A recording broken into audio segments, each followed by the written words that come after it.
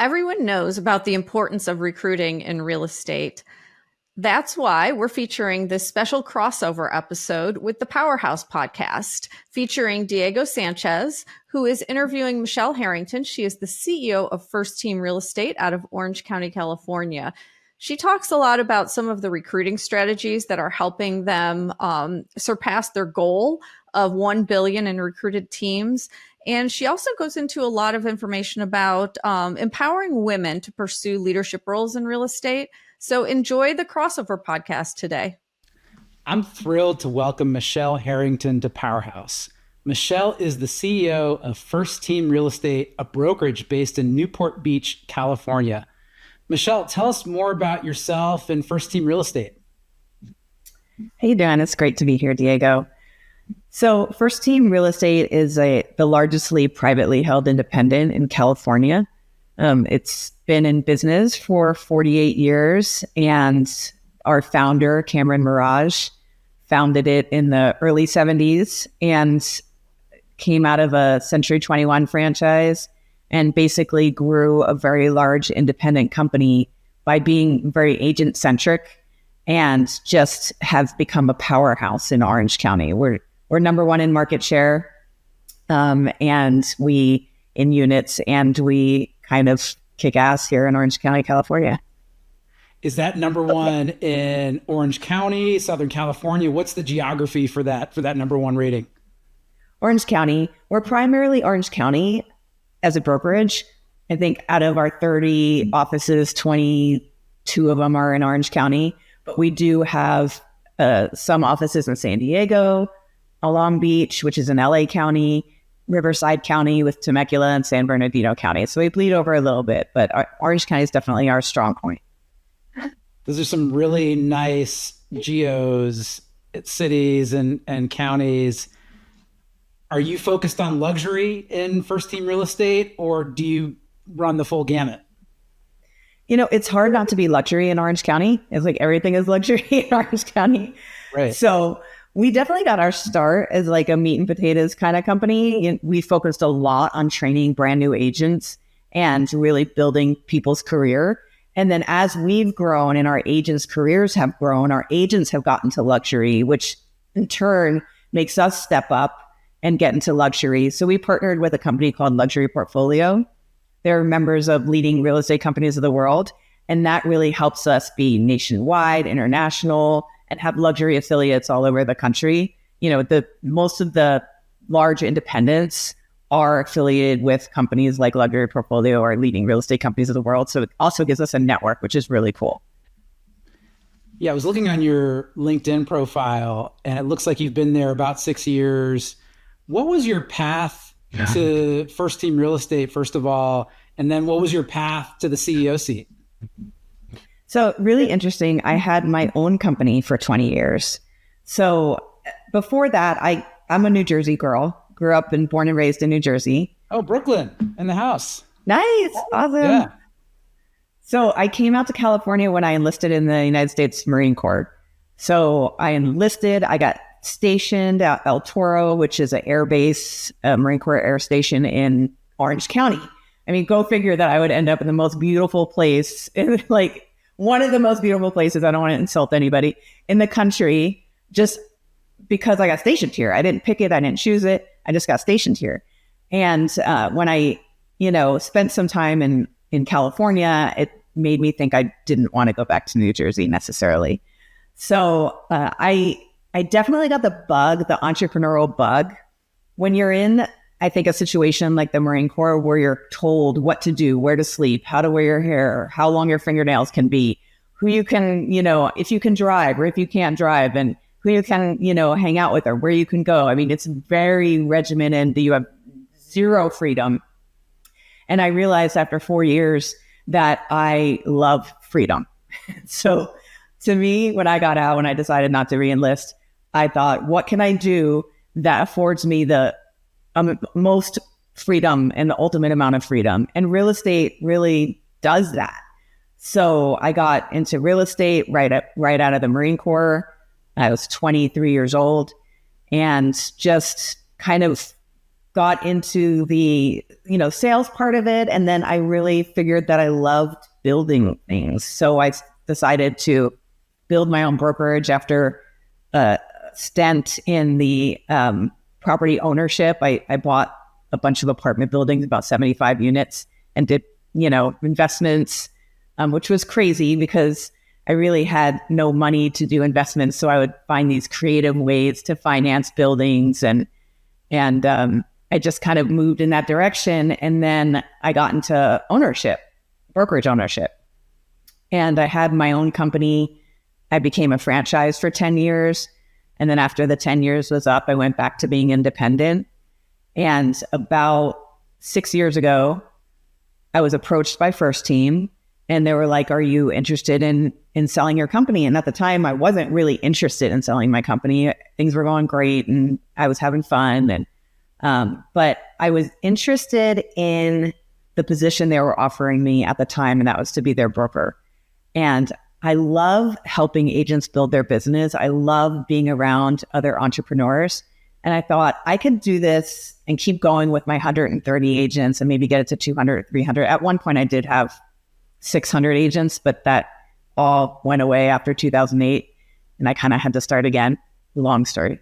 But so I thought I could keep with my 130 agents and grow that back up to 600, or I can come in and have influence and the ability to help 2,000 agents. And that's what really kind of got me. So all of us, my whole company, we came over to FirstTeam, and I started as the broker of record. And over time, I became the chief operating officer. And then Cameron Raj was, he saw something in me that he thought could really lead the company into the next generation. And he made me the CEO in October. So it's been a wild ride and lots of fun. And it's an amazing company. So I'm happy. I love that entrepreneurial journey. And I feel like it probably makes you a better CEO and manager of the agents on your team, having gone through that whole journey. Oh yeah, for sure. It's hard, agents, it's such a different industry. It's such a unique industry of people who really want the freedom and the ability to create dreams and amazing lives. And if you're coming in like from an outside, an outside industry, and people do that all the time. I mean, the funny thing is when you look at like the big companies, like the Compasses, the Sides, and, they're all people from outside the industry. And I think that's why they struggle, to be perfectly honest. Like our industry is extremely unique. If you've never sold a house and you've never farmed and you've never door knocked and you've never cold called, you're not going to have the same experience. And it's just not going to happen. And then what I hate to talk, I don't want to talk bad about other companies, but I look at like their leadership. Not only do they not have anybody from the industry, but then they bring on like presidents and vice presidents and all that never sold real estate either. I'm like, come on, guys, and they wonder why they can't figure it out. It's unique. We're different. There's no other industry in the world that is the same as the real estate industry.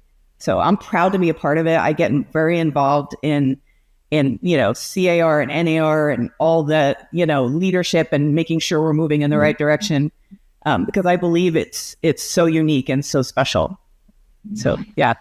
You're a female CEO of the leading brokerage in Orange County. But when you look at the industry, only 26% of leadership positions in real estate are held by women, even though 60+% of real estate agents are women. What's going on? Why is that? Well, I think that, women, we want to have it all. We want the flexibility of having a great career. And then we want to be able to sometimes have a family, and we want to be able to do other things in our lives. And I think a lot of women feel that the real estate track is the track that is going to let them have these full, very great, amazing lives. And when you look at the leadership track, it's a little bit more structured. It's a little bit more 9 to 5. It's a little bit more like you have a boss and you have, a schedule. And I think that sometimes that's unattractive, but I think that you can have it all, and women are great leaders. So I think we do a disservice to our industry when women don't step up and lead. And I think a big reason that I chose to step up and lead is because I love our industry and I felt like I had something to offer it. And I think that, to have a family, I have a family, I have 5 kids. I have a wonderful husband. My husband owns a winery. We own a winery together. We have a lot going on. You can do it all. You can be a leader. You can be in the leadership track of a brokerage, and you can have a family, and you can have, your hobbies and the things you want to do on the side. You just have to be structured and disciplined and, follow a system. And so I think that women sometimes think that they can't have it all when they go into the leadership track. But I disagree with that wholeheartedly. And we need women. Women are great leaders. We need them. So you have a platform to spread that message. So what are you and FirstTeam doing to spread that message and empower more female leaders in real estate? We have a campaign going on right now for Women's History Month, and it's all about empowering women to get into leadership. And we are getting testimonials from our agents that are in leadership roles, and our leadership team right now is primarily women. So we've really, and I didn't hire the people in our leadership roles, like our vice president of marketing, our vice president of business development. And our chief legal counsel is a woman too. I didn't hire them because they were women. I hired them because they were excellent at their job and they just happen to be women. And I love that. I think that they are amazing. And it also sheds light on the fact that you can be in these leadership roles and have it all. And so we have this campaign that we launched all about empowering women in real estate and helping people that want to get into these leadership roles achieve what they need to achieve to get there. I love that. You're also pretty out front right now with recruiting, which is interesting because it's a little bit of a tricky market. And I read somewhere that you are on track to surpass $1 billion in recruited teams this year. How are you doing that in this crazy housing market that we have right now? Yeah, so I kind of guess I got a wild hair like when I became the CEO, and I was like, let's pick a goal. What is it going to be? And typically we'll bring in like 300 to 400 million in volume a year. And $1 billion just sounded like a really nice round number. So I think I just kind of picked a really nice round number. We're very close. We're at 650 million. I think with the pipeline that we have, we'll get to the billion, which I'm really, really excited about because, sometimes when you pick a goal and you put it up publicly and you're like, oh, that's going to be bad when I don't get that. But I feel like we're going to get it. And, we have a unique way of recruiting. So we've always been a new agent company. I kind of talked about that a little bit earlier. Like we have a licensing school and we bring in brand new agents and we train them and we develop them and we help them become superstars. And we have some of the top agents in Orange County. I would say if you took the 10 top agents in Orange County right now, 8 of them started at FirstTeam. That's how good we are at growing people's business. So we're great with brand new agents. The thing is that most brand new agents fail. So how do we make it so that these brand new agents don't fail? What's the best way to do it? So in doing research and finding, and all experimenting and trying different things, we find that when we put brand new agents on teams, that they succeed. So what teams would want brand new agents? These teams that are hugely growth-minded teams, and a lot of them out there right now, they want brand new agents. They want to recruit. Recruiting is a huge part of their platform. We're a great recruiting company.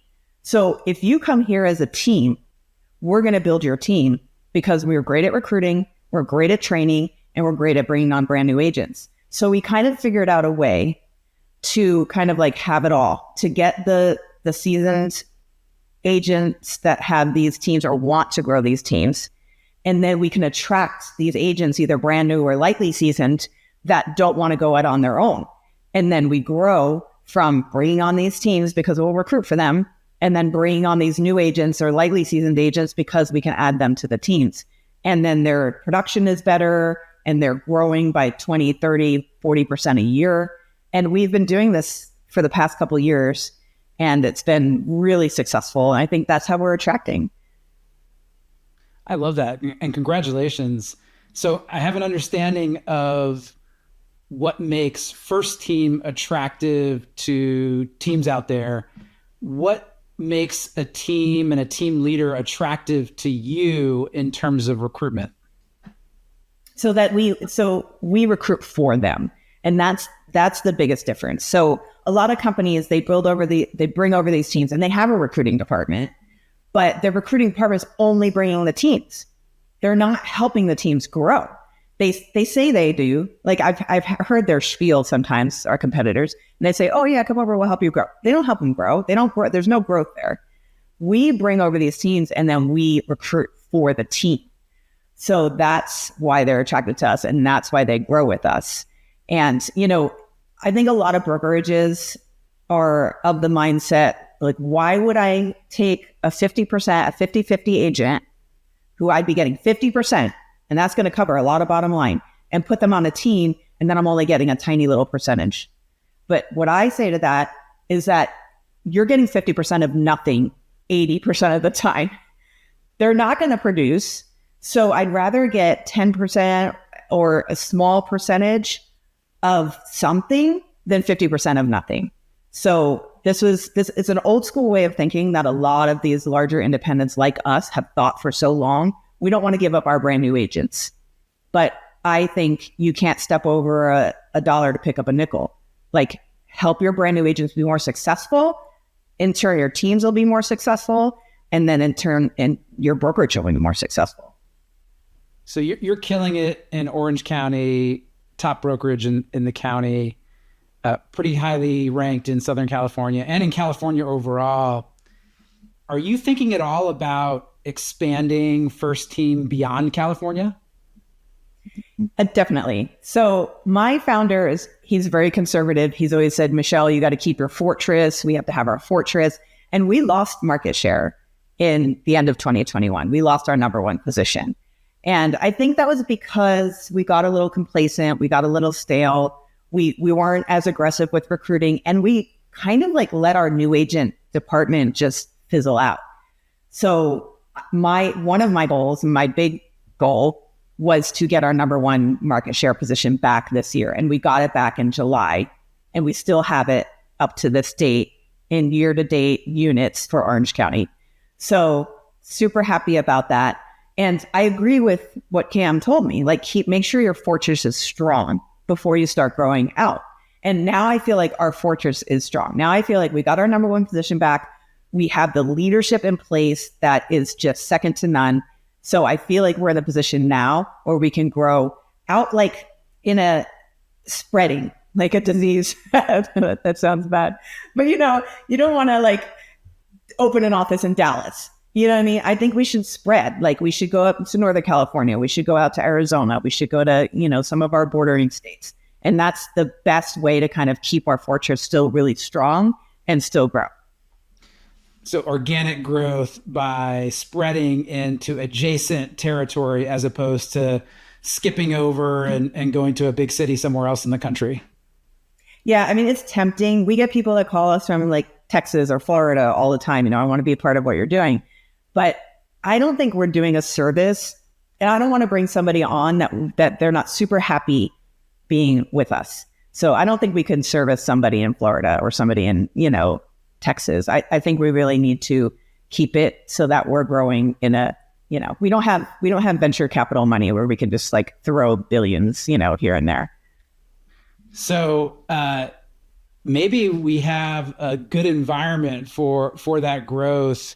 We're seeing some green shoots in the housing market. How is 2025 looking for your business? I think 2025 is going to be a good year. So 2023 was a terrible year, probably one of the worst years we've ever seen in our 48-year history. The units just plummeted. I mean, it was bad. 2024 really turned around for us. It was a couple of things. We had a big, huge corporate office. We sold the corporate office. That cut out a lot of overhead. We let go of Christie's. We were affiliated with Christie's. That was a very expensive, partnership. So we cut costs. And then we also recruited a lot. So we've been bringing in incremental GCI. So 2024 is a good year for us, which we're happy about because the market, I don't think improved that much, but we improved a lot. So now that we have this upward trajectory going into 2025, and I expect the market to improve as well, I think 2025 is going to be a good year for us. And I don't think it's going to be like 2021 or anything like that, but I think we're going to have a good, profitable, steady year. Michele, this has been an amazing conversation. It's been so great catching up with you and learning more about your business. It seems like you have a lot of exciting opportunity in front of you. Yeah, it is really exciting. And I do have a book coming out actually at the end of the month. It's called Get Off Your Ass. And it's good title. It's a guide to have self-discipline and have everything you want. I'm a big believer, obviously, with my Marine Corps background, in utilizing self-discipline to grow your business. And this book kind of encapsulates how you can do that. Amazing. It's been so great catching up with you. And I'm really glad we got to get to know each other. And we've got to get you to our big event in June of 2025. It's called The Gathering. And it's it's for brokerage leaders that are kicking ass just like you. Yeah, awesome. Would love to go.